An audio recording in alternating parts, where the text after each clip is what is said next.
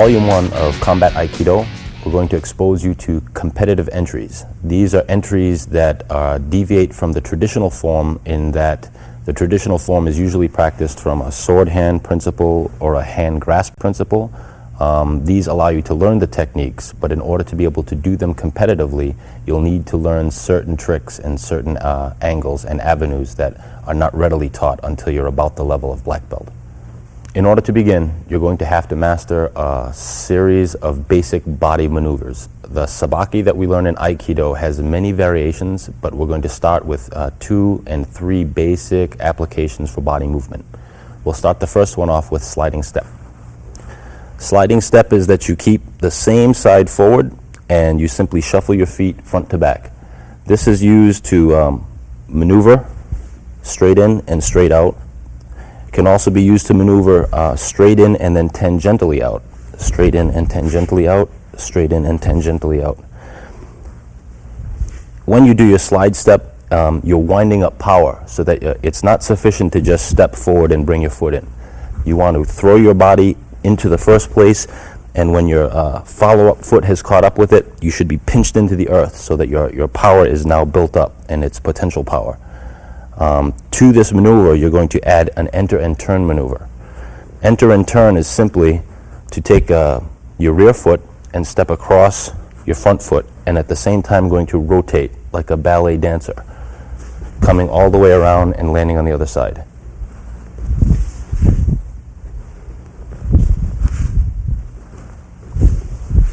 Later, when you begin to use this in competition, you're going to have to practice the sabaki so that from slide step, you can easily enter and turn, and back into slide step.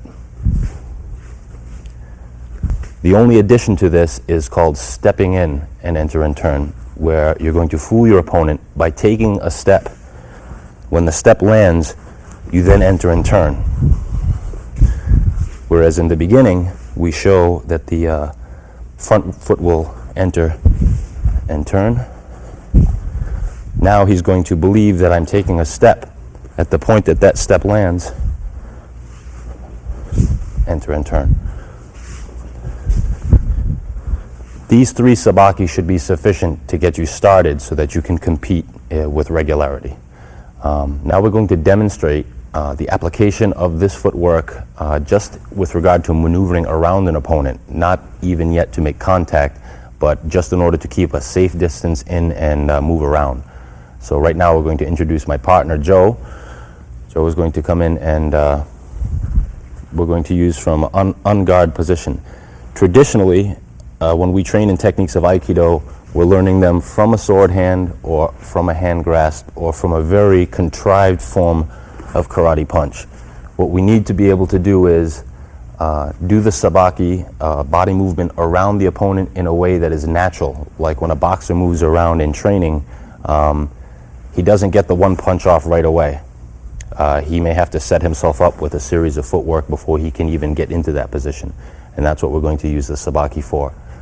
I'm going to demonstrate first outside turning, which is my opponent is going to try to engage me on the spot that I'm on, and I'm going to turn to his outside, giving up the front of my body, which is the safest way. So when my opponent is coming, to enter and turn just to get outside of him. This is a safe angle, just to get outside. Sometimes your opponent may fake you one way or the other, so my intention might be to do sabaki to his outside, but he cut one way and then went the other. It's sufficient and it's okay to do the same enter and turn to this side and give up your back, so long as you come out the back safely and face your opponent to come this way. And if he returns to this way, it's okay. This is sufficient just to keep safe distance. To add to this, you're going to use the first maneuver in Aikido taught. It's called Ikkyo. Ikkyo to Aikido would be what a jab is to a boxer. In boxing, the jab sets off every punch, or in Thai boxing, the jab is intermediate to set up for every punch and every kick. In Aikido, we're using the Ikkyo principle. Traditional Ikkyo is as if I'm drawing a sword from one side up and into my opponent. both hands like this, one on top of the other. You're trying to, or ideally you want to make your catch just above the elbow and at the hand. Traditionally, when you learn it from a grab or you learn it from a head cut. This is sufficient to learn the technique, but to do it in combat, it's never going to happen because no one ever does this and no one ever does this. The technique looks like this from hand grab. At this point, I'm driving his elbow into his head to take his balance. Common mistake is that people try to take the arm and twist it down. By his power, he can resist. I want to bring his elbow to his head until he blocks it out. When he blocks it out, I can now manipulate his balance by pushing his elbow into his head like this.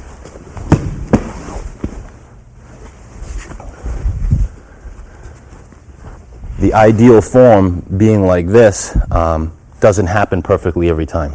In fact, most times you don't get the ideal form. You'll usually get a turning version of it, and usually the turning version is not sufficient to bring to the ground. The way that you have to work to master even being proficient at catching an Ikkyo is you have to plan for all possible scenarios of what if I miss. So one example is some fighters don't have their arms engaged, sometimes in tight. If a missed Ikkyo happens, missed Ikkyo should be shote with the rear hand or palm heel strike to the head and a guard with the lead hand. In combat, don't even plan on getting the first Ikkyo. In fact, there's a term in sword fighting called shinogi, which is an opening move. It's one move done just to set the opponent up, and then you have a reverse move, or the same move done, but instead of doing it a left-sided, you would do it a right-sided. Usually you'll catch it on the second technique. So we're going to demonstrate what we call Ikkyo Bo, or first control boxing. I'm going to just easily move at him, and he's going to pot shot punches, and I'm just going to practice my Ikkyo into his punch.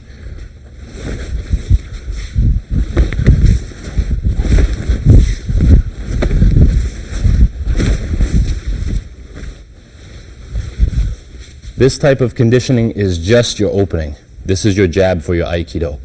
All techniques will add on to this later, but we're going to start with intermediate. By that I mean there are techniques that happen only at this point of the opponent, and then there are techniques that happen after you've fully entered or come into contact with the opponent's body. So for right now, from real fighting position, don't wait for the opponent to attack, which is, in most cases, they teach you he's attacking, you're waiting, and then you defend.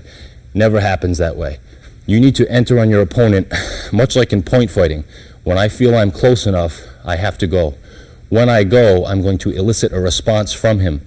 At that point, I'm more apt to catch what I want. Right here, I feel I'm close enough because I'm going to use a shuffle step, then I'm going to enter and turn.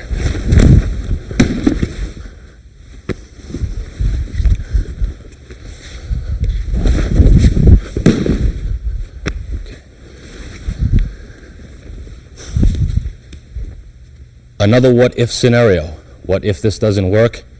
Every technique has a counter to it that falls in line. If you follow the 5-pillar theory of Aikido, there are 5 basic techniques, and they're all compatible with one another. So usually in the case of an Ikkyo missed or powered out has as best counter as a Sankyo. Sankyo technique looks like this. It's distinguished by, first, this grip. This grip is vitally important. If you grab just like this, you'll lose the ability to do the Sankyo properly. If you grab just on the arm, you give his power too much because I don't have something to hold with. And so the way to think of a Sankyo technique or a third control technique is like you've got a sword. When you have it in your hand and you cut with a sword, your wrists are doing primarily the action. The rest of the power is coming from your abdomen. When they say abdominal power, it's much like when you lift heavy weight. First thing you have to do to lift heavy weight is take a deep breath. If I just do this, I can't move him. But if I take a deep breath, I can maneuver him most easily. So now, as an intermediate technique, from a distance, I have my Ikkyo that I missed. I have my entry into Sankyo.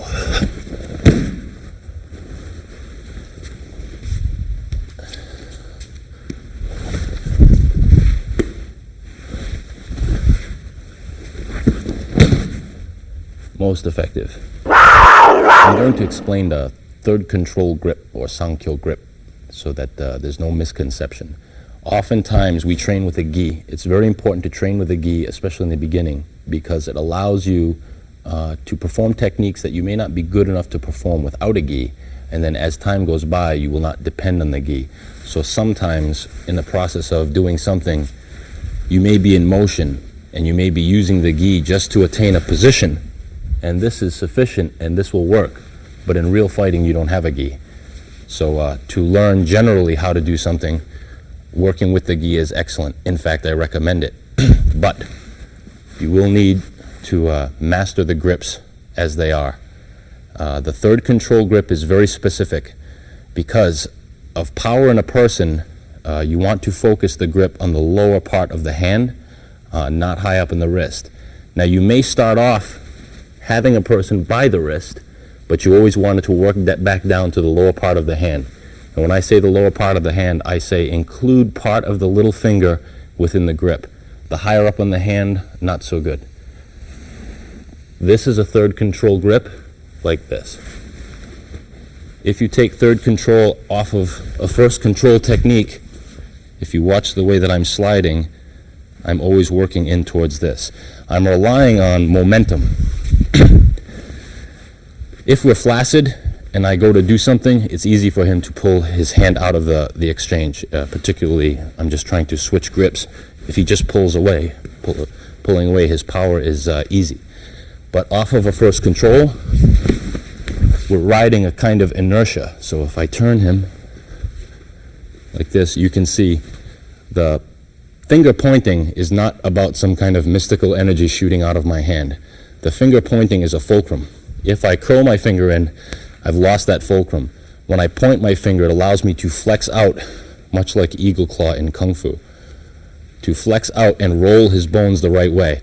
Now the tendons all the way up into his shoulder are taut, if you can see that. And if I add my second hand, makes it very good. From this position, this is good third control. Okay. Now, this is a counter position from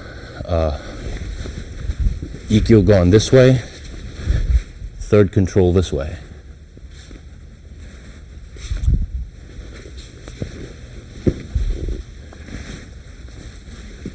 The what if is, now I'm doing an Ikkyo and say I miss. In some cases, as you enter on your opponent, he may switch step or he may just draw back a step. Ideally, to do Ikkyo, you want to go to your opponent's outside. This is defined as his outside. This is inside. This is less favorable. We don't want to be inside because inside he has a chance at me. Outside he has no chance or very little chance, and I have all the chance in the world at him. So now let's assume I'm entering for Ikkyo and he's a draw step back. This means that my Ikkyo is probably going to catch the inside of his hand or his head. On the inside of his hand, I'm still continuing with the same turn. Coming here. This is going to look like Sankyo or third control, except it's going to turn in what's known as four directions throw. I'm using the same body maneuver, but because I grabbed him on a different side of his body, I'm going to enter and the throw is going to come out with this grip, which is a third control grip, done on the opposite side of the hand. Okay. Just leave your right side forward. Ikkyo done to the inside, Ikkyo done to the outside. This is the one we want, but we don't always get it.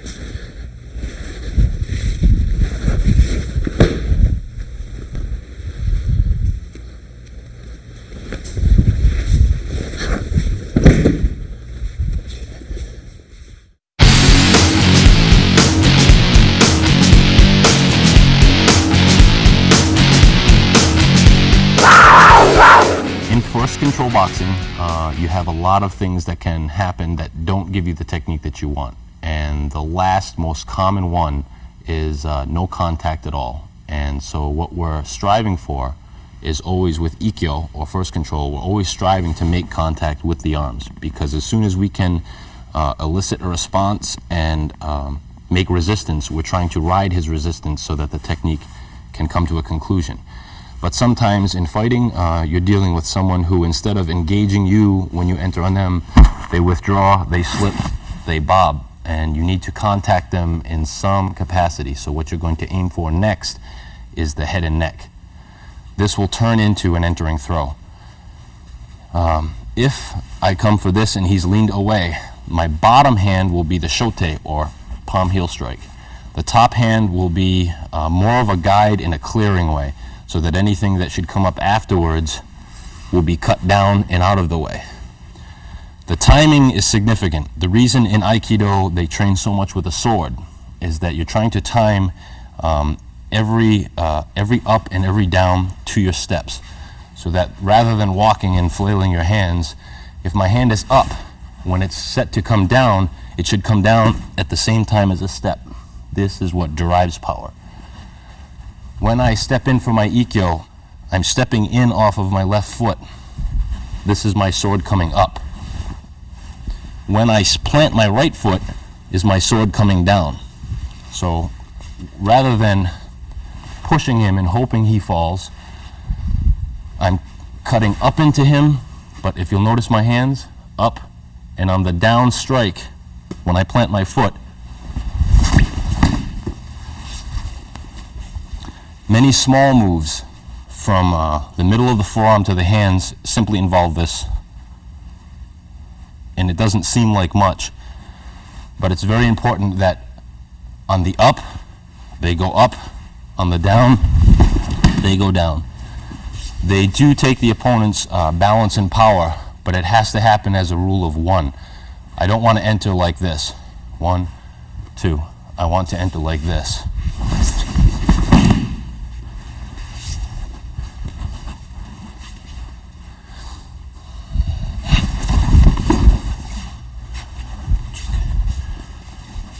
So now we have every case scenario of a missed technique.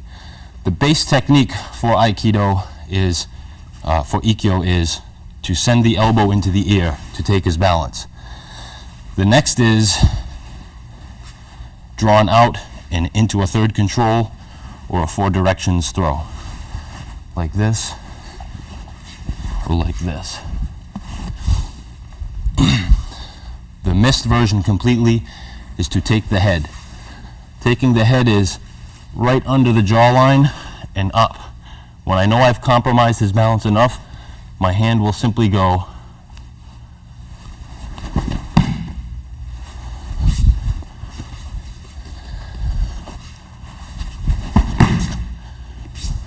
notice I'm following him to the ground.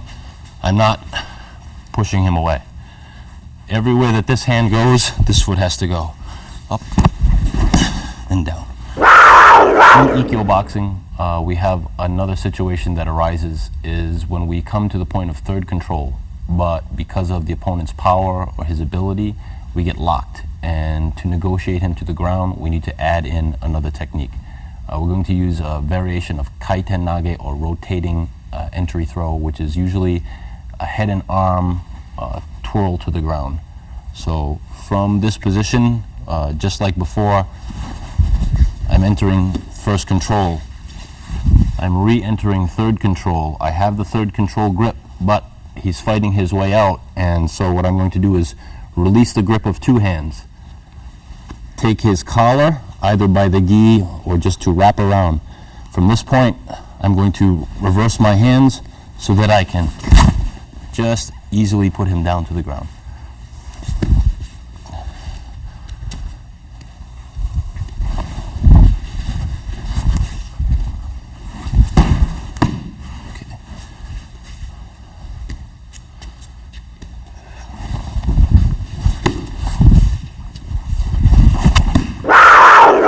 In adjunct to the first control boxing series and the techniques Like a boxer uses a speed bag to enhance his training, we have certain drills that we can do. Today we're going to do one with a bokken or wooden sword.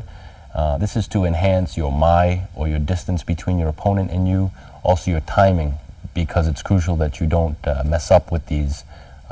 Your acuteness to the technique will become rather severe, and you'll see if you miss that it's important that you pay attention.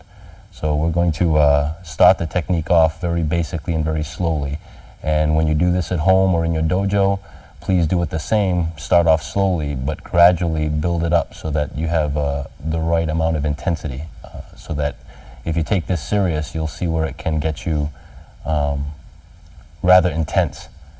But it's also dangerous at that level, so be careful.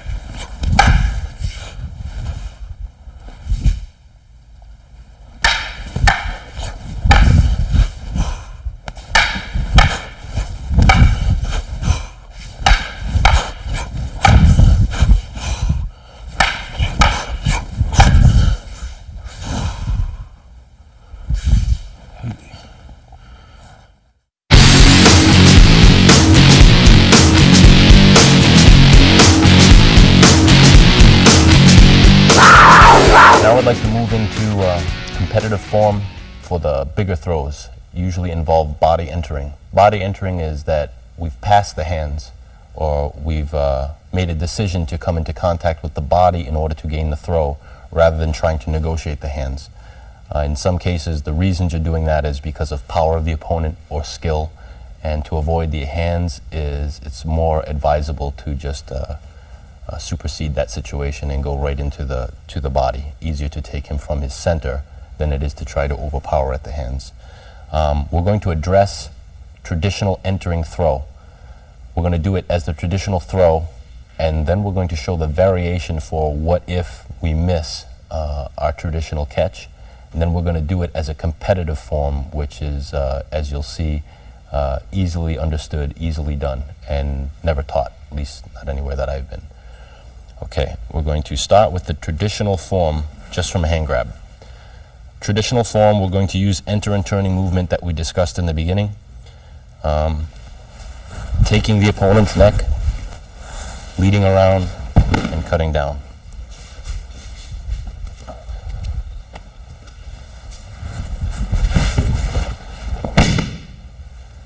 This is the slowest, most static version. But in reality, if you're trying to take the wrist and head of an opponent, you may get it, and when you do, it's fine. But sometimes the opponent, sensing what you're doing, tends to want to move away, and by moving away, he's taking away your ability to catch even what you want. First is, there's the partial catch that you got a hold of it, but he's really trying to resist to get out. We call this cup and saucer. This is from a Chinese technique. If you've ever seen a Chinese acrobat with a cup and saucer, pass it under his arm and around his head like that. Looks rather fancy, and you may wonder what would be the purpose. This is the purpose. As I'm entering, I have my opponent who doesn't wish to be led around to be thrown. So instead of taking him around and cutting him this way, I'm taking him around into his own. This is a lot like Western boxers. When they're cornered, they're taught to get out of the corner by this same maneuver. But in boxing, there's no throwing. In this,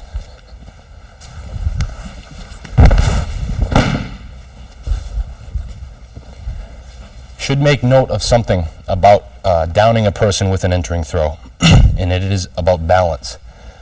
Point of a person's balance runs at a line. If you drew a line through his ankles, that line, and drew a perpendicular line through it, this is his weak point.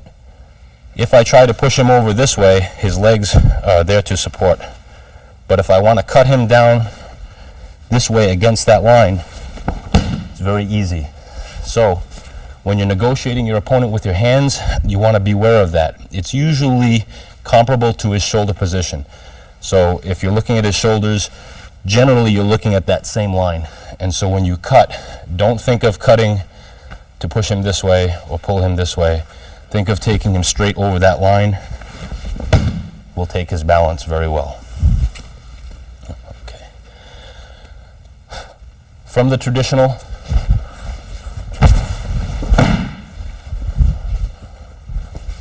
now, competitive form. Competitive form is more likely to happen because you're not dealing with, I'm not waiting for him to cut, which is never going to happen anyway. And I'm not trying to launch in a way where it's very hard to grasp at the small things. The small things are easily withdrawn. Head movement makes it difficult. We're going to use a step entry. I'm going to use my rear leg and step deep across. Deep across to, and now I'm going to explain baseline theory. If he's at the pitcher's mound in a baseball game, and I'm starting off at home plate, if I want to enter to this side, I'm entering to first base. If I want to enter to that side, I'm entering to third base. And I keep this as my rationale so that makes it easier for me to know where I'm going, especially when stopped. I'm going to use my rear foot and cut across. Because my foot is cutting across towards first base, that's where I've already made my decision. I'm not thinking at this point. As soon as that plants, that's where I'm going. When this foot lands, I need to contact his body with the lead hand, so left foot and left hand. I'm going to use this moment to slingshot myself. So right now my hips are rotating clockwise. At this point, I'm going to reverse the direction with a full turn and go the other way. Static form is a little bit misleading. Static form is a little bit misleading, but when it's done in full motion,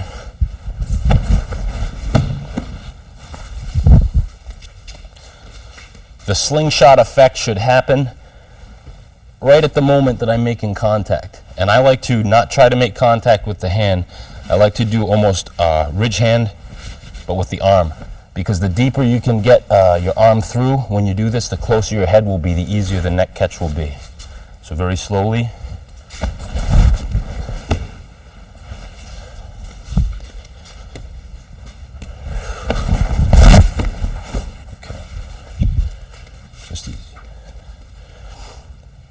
At the end, when you come around with your entering throw, it's very good to do this technique because if really you're fighting and you were getting barraged and you had to just get out of where you were, you could simply bob and weave your way through. On the bob, like that, sufficient. If not, there's a form of entry where I'm going to make my hands like this. When I decide to take the step, I'm going to loop my arms around. When I loop my arms around, one's catching here, the other's catching here.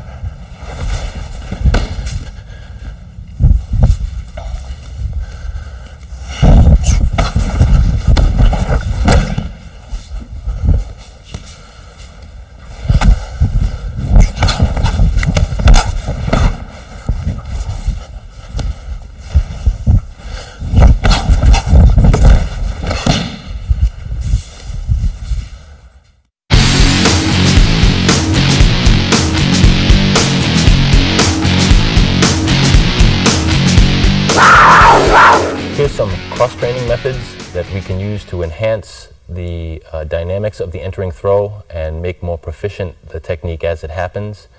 We have to dwell in the small aspects of techniques now. First, I'd like to discuss entering with the arm.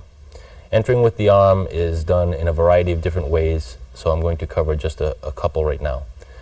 First is what is known as hiji nage, or elbow throw. There's a basic shape to my arm. If you look at it, my palm is turned up and my fingers curled over. My arm makes a very slight, gentle U. When I cut my opponent's neck, I'm going to simply take this shape and turn it over strong fingertips, turning it over. When you turn the shape over, you don't want to violate the shape too much, so as best you can preserve this shape while it's turned over. And again, we're going to focus so that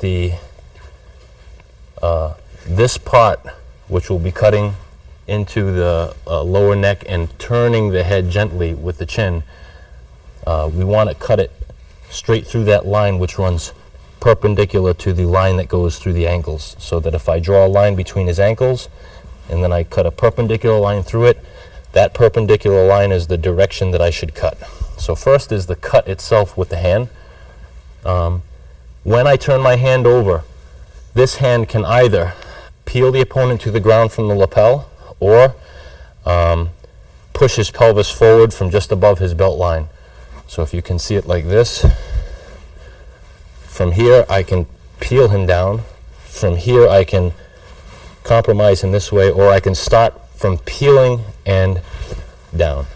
The hand starting up, is the aim of this hand is to put my palm here. If you see, when I put my palm there, his head becomes compromised. All in one move.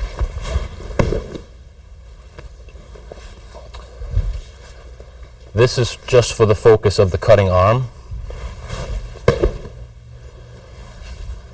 Then we have a drill of entering. A drill of entering, we're going to do a very basic front version. We're going to do, you can do from handshake, or you can do from just inside arm grab. It's subtle at first, but what I want to do is I want to stimulate a response, some resistance, and then I want to ride his resistance. So I'm going to take with some force, and like fly fishing this way, but I'm going to go this way and then this way and then this way, steering his hand like this. There's no real nomenclature to describe this, but like this. At about this point, I'm going to release this hold on this hand because I have close enough to entry.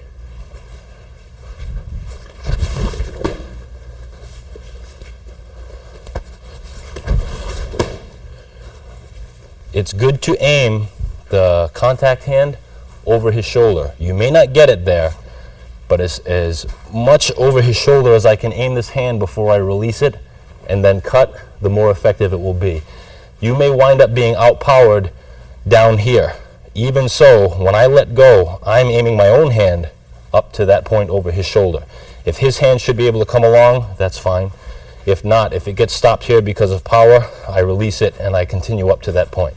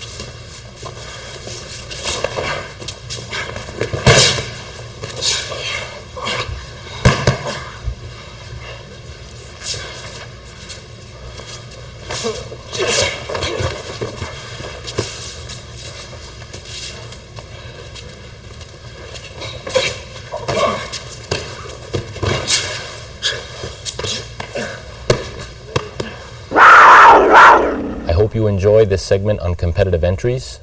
I hope you remember that to practice these safely with a partner. Also, you should remember that if you're going to use these entries competitively, you should also practice with members of other styles so that you do not become immune to one another. And most of all, you should practice everything that you know left and right-sided, not to be one-sided fighter, only right-sided or only left-sided. But if you work very hard, you can master these in a very short period of time, and you'll have great success.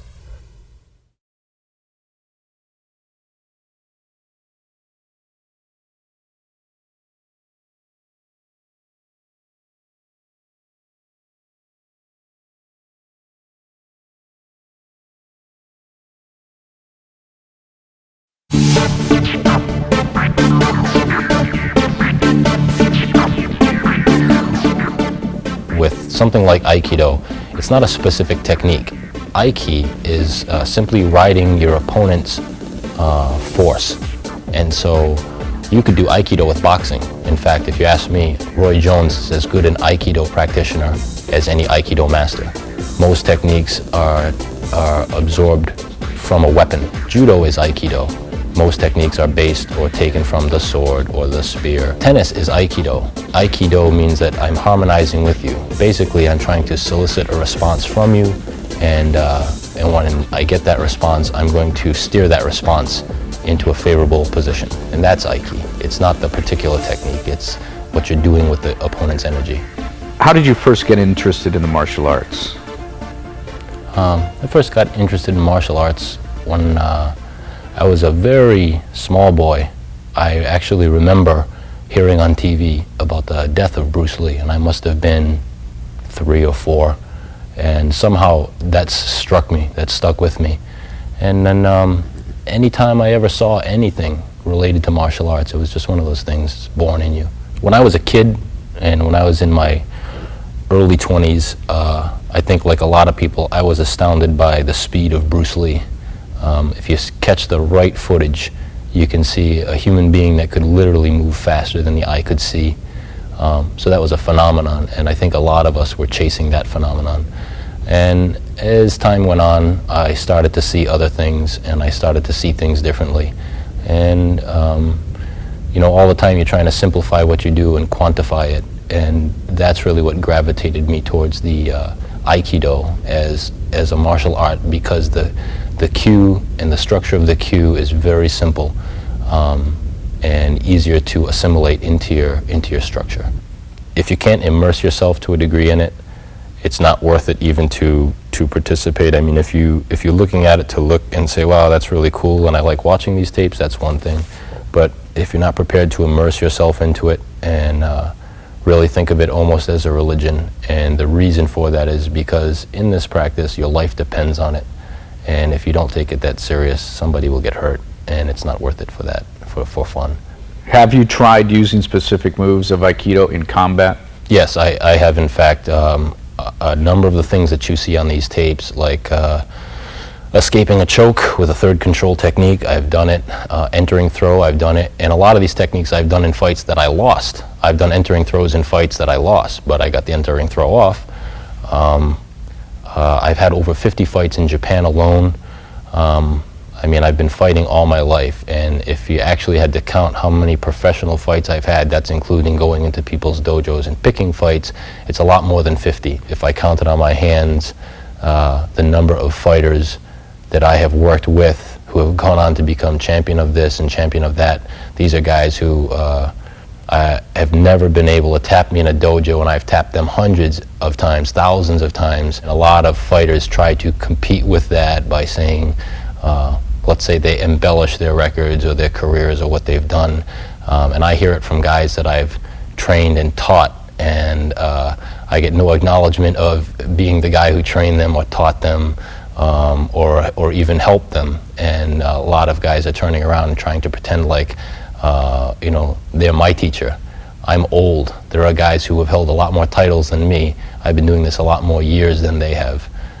So what I say with a great deal of experience. I was actually the first ultimate fighting fighter to ever fight Royce Gracie because I fought him in his dojo before the UFC ever existed. I'd been in Los Angeles for a while, and I needed money, and I had just heard about them. A friend of mine had told me about them, and I called him up and I asked him, is it true? And he said, yeah. And a story I like to tell is aside from the fact that none of us in professional fighting would have jobs if it wasn't for Royce and Gracie, but I called him up and I bet. He said, you can bet if you want. And so I said, I'll bet. I said, I bet you $600. And he said, okay. And it was slated to be about 2 weeks later. And then about the day before the fight, he called me up and he said, let's forget the bet. So in my head, I'm thinking, oh, the guy must be afraid. But I get to the fight and we fight in the dojo and I lose. And then after the fight, he said, well, look at it this way. He says, you won $600. And I asked him, I said, how come you canceled that bet? And he said, $500 is a bet. He said, $1,000 is a bet, but $600 is rent.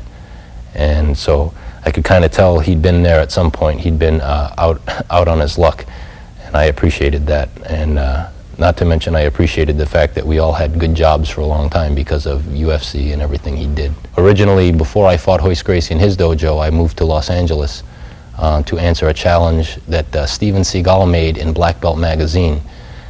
He said that anybody who wanted to fight him could go to his dojo and challenge him and be prepared to fight to the death. So I went with a written challenge, and I went every day, morning and night, even through the Los Angeles riots, and I waited, and he never came. But, you know, that's the kind of crazy things you do when you're a kid. In my view, all styles amount to the same thing. I think all styles, if you go to Southeast Asia, to Burma, you go to Thailand, all the old masters are practicing some soft form, usually a two-sword form or a spear form. Looks very much like Tai Chi. Tai Chi is the Chinese version of Aikido, and they all have the same ending form. Varies, but it's basically the same in the end. Aikido in any sport is based on your mastery of it, and that's all it is.